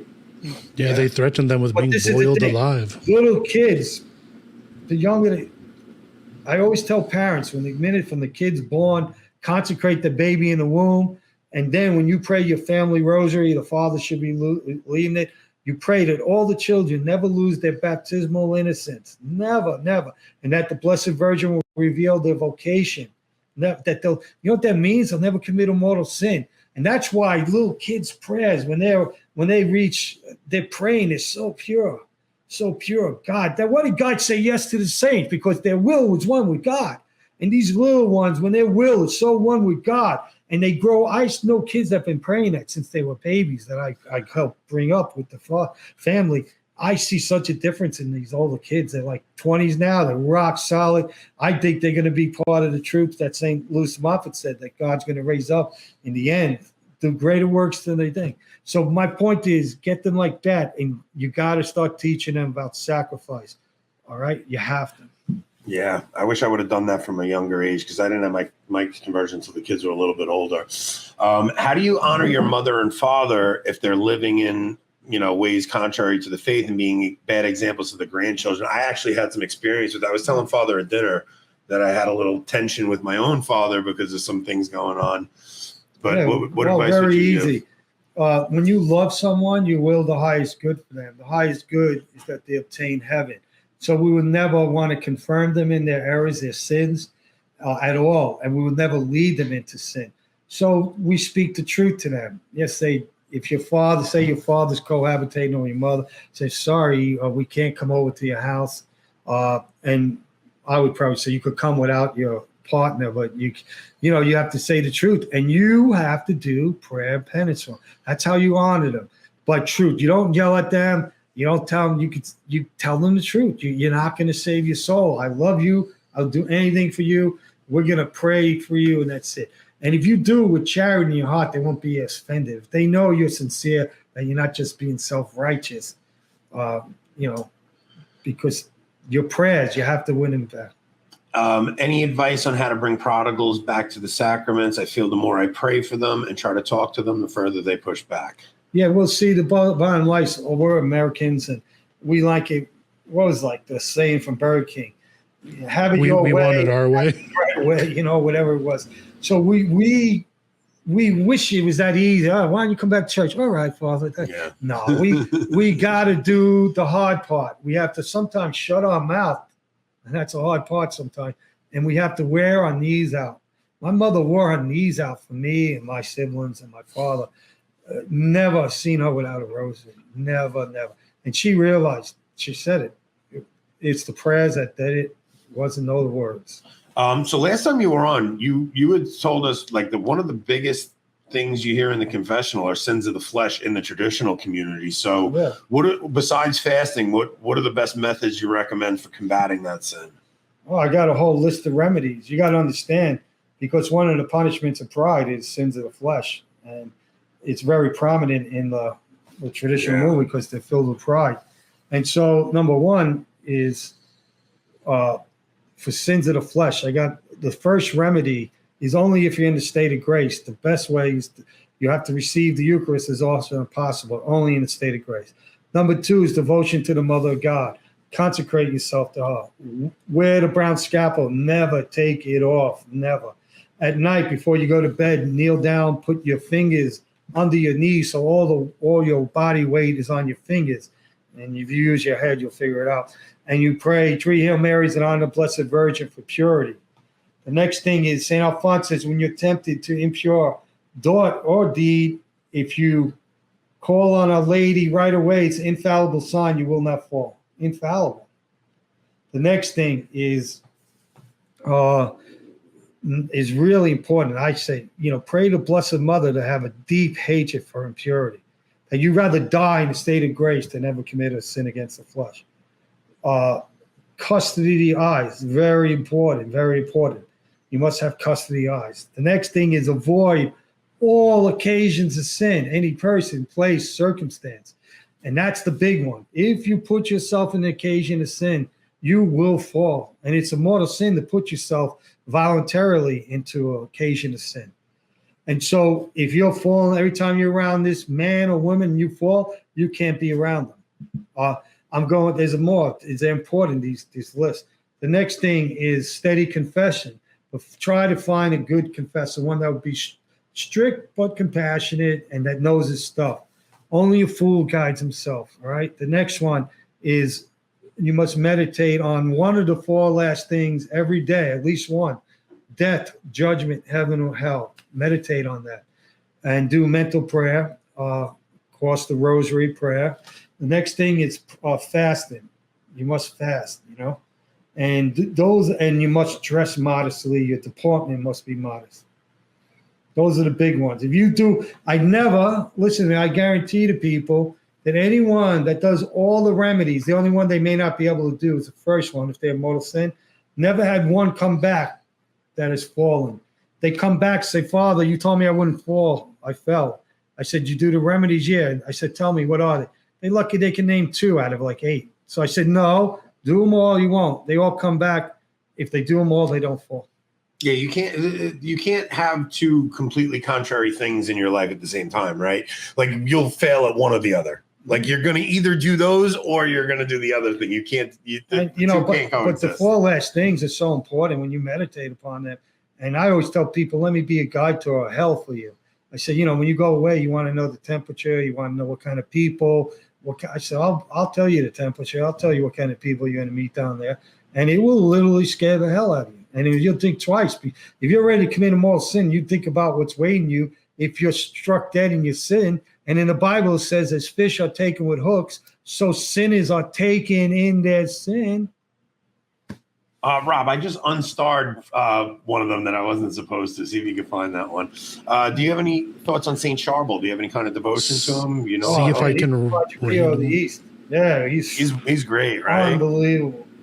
Yeah, there's a great movie about Saint Charbel. Yeah, I watched it on YouTube. Yeah, it's on YouTube. Have English subtitles. Yeah, it's a great movie. If you guys, he really is. I mean, he's doing thousands of miracles to this day at his tomb. Yeah, they still have, I think he still weeps oil, one of his icons or something. Saint Charbel's awesome. Beautiful saint. Is there a recommendation you can make for a book about the saints? Is there any particular saint you would? Well, obviously, like I said, whatever your vocation is, try to start with that. So, like, you're a married man, married woman, it used to be called The Story of a Family, but I think they changed the title now. It's the story of Saint Teresa the Little Flower. And now her mother was a nun, her father was a monk, but they couldn't stay. They had to leave. And the father didn't even want to consummate the marriage. And she says, no, we're going to do this because this is our vocation. We're going to raise up saints to glorify God in heaven. And that story is beautiful. So things like that. And like me, I'm a priest. The story of the soul now, I think. No, the story of soul's her biography. Oh, it's her biography. Okay. But it was called The Story of Family. They changed it. You could look it up. But it's a phenomenal book. And I'm a priest, so I'm like my saints, forget it. I pray to so many. Of course, my Holy Father, St. Francis, and St. Maximilian Kolbe, St. Bonaventure, missionary priests, St. Leonard Port Maurice, St. John Capistrano. And then you got St. Alfonso Gori, St. Louis de Montfort, St. Paul of Cross. These guys are giants. And they inspire me because they help me in my vocation as a priest to go out there and preach. And that's where I get it from, man. I just say, man. I'm going to really urge anybody that's never done the consecration, St. Louis de Montfort's consecration, and especially if you're a married couple, do it as a couple. You cannot imagine what that will do for your marriage. Matter of fact, I'm coming up on my 24th anniversary of priesthood, and I've been consecrated for years. But I'm going to end on the day of my ordination. So I'm doing the 33 prep, 33 day. And there's a Angelus Press. Get the book from them because when you do the regular 33 prep, it tells you got to get the Imitation of Christ. You got to get the Bible. And then you're going from book to book. But they put the consecration to Mary every day. Week 1, day 1, weekday, day 2. All the readings are right there for you. And those readings, let me tell you, I'm getting so much out of it again myself. I'm on my second week today. It's the first day, second week, gold. Yeah. Great. What's the best book on Fatima? Well, We used to have the Fatima Center is putting out the true story of Fatima. It's only like 100 pages. It's gold, but Friar Michel is called he wrote a trilogy.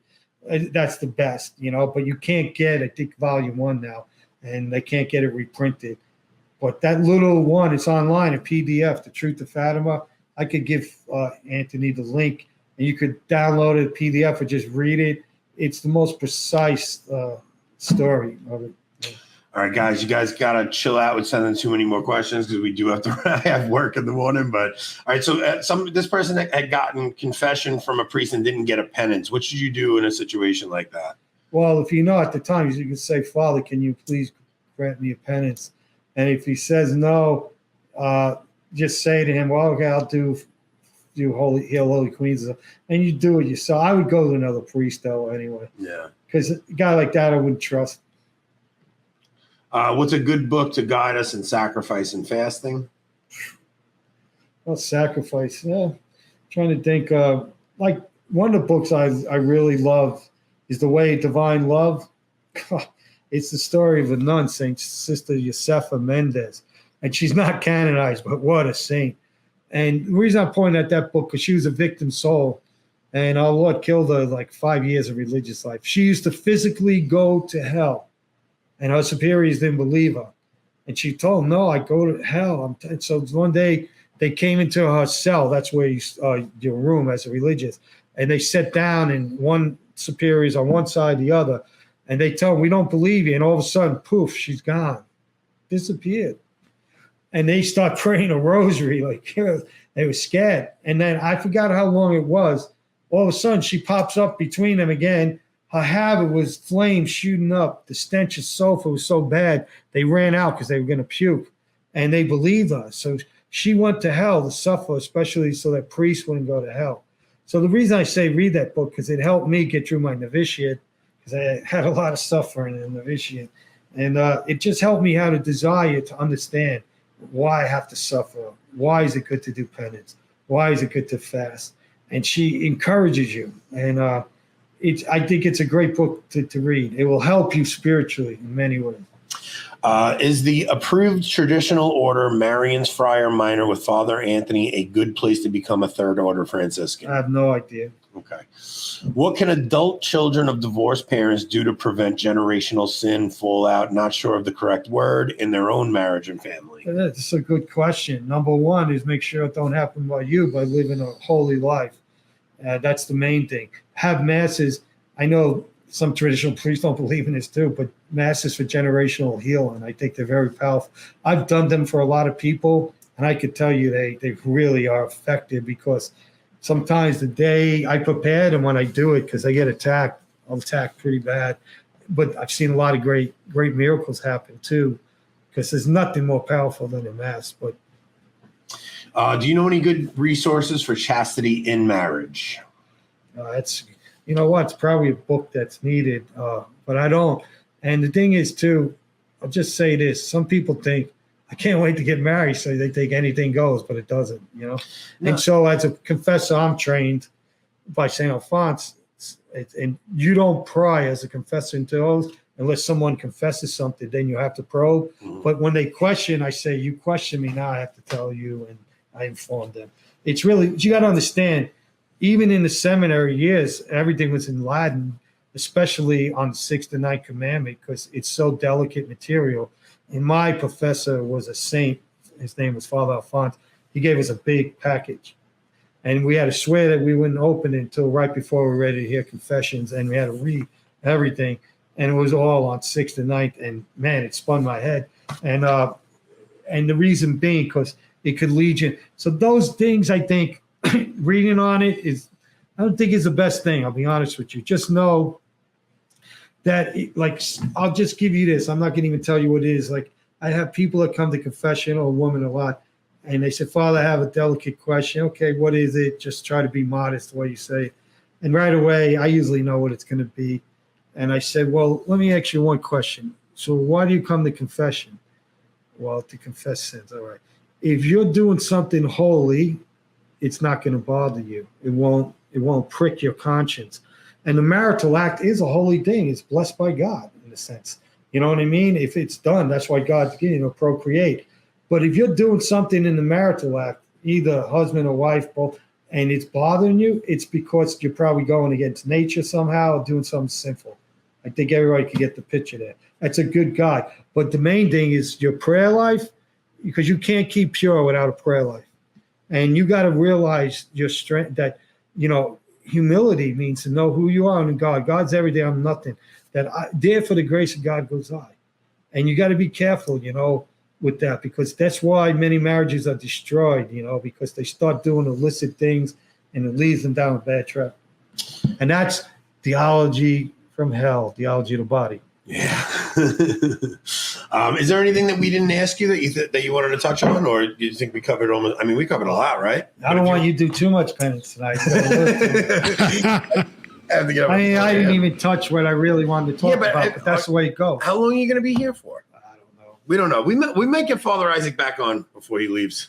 We'll see how it goes. But, I will say this, that I've done so many conferences, and it seems that the things that they like more people is questions, because they can't get the answers today, at least that they could trust. You know what I'm saying? Because there's so many bad teachings out there, and so many, it's really difficult.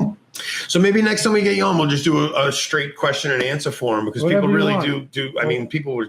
We can start off with something, and but I hope it was helpful. Father Isaac, I'm so grateful that you came for dinner. I'm so grateful that you came on the show with us. I'm so happy that we became friends.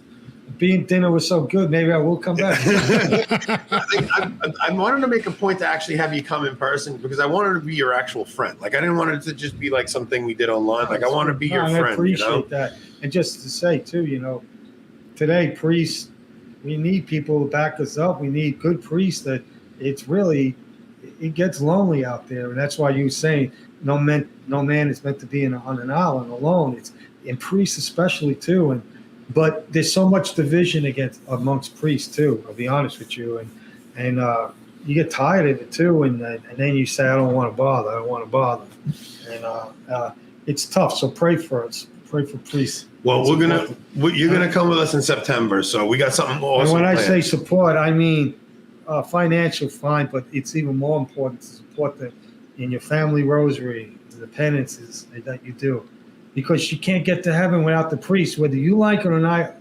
That's the way it is, the way God made it.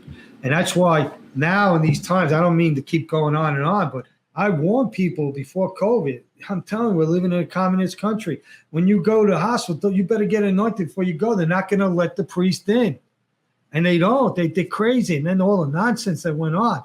But you want that priest to be anointed. Now, you better pray every day. I pray more than once a day when I do my rosary, if I do my Thanksgiving, that I pray for all my family, friends, benefactors, loved ones, all my enemies, that we all, before we die, that we all receive the efficacious grace of final repentance, final perseverance, that we die in a state of grace, that we receive holy viaticum, apostolic blessing, the last rites, that we die with the brown scapulon, that we get to make a general confession before we die. You don't know how precious.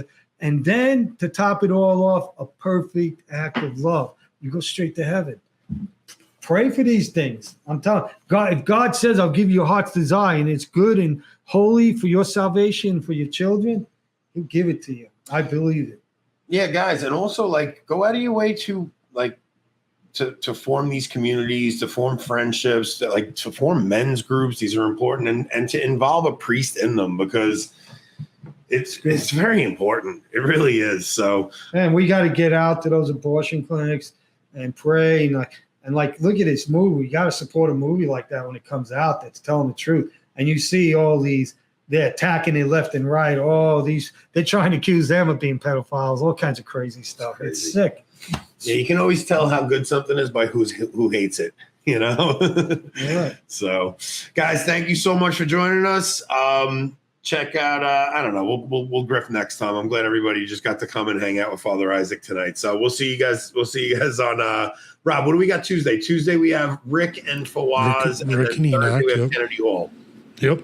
So those are the two shows we got And coming up. Saturday we have The following Saturday, not this Saturday. no, I know, but the Saturday Yeah. after. the following Saturday we have Gavin Ashenden. So that's our shows for next week, and I'll maybe we'll do something else with Father Isaac before he cuts out. So we'll see you guys later.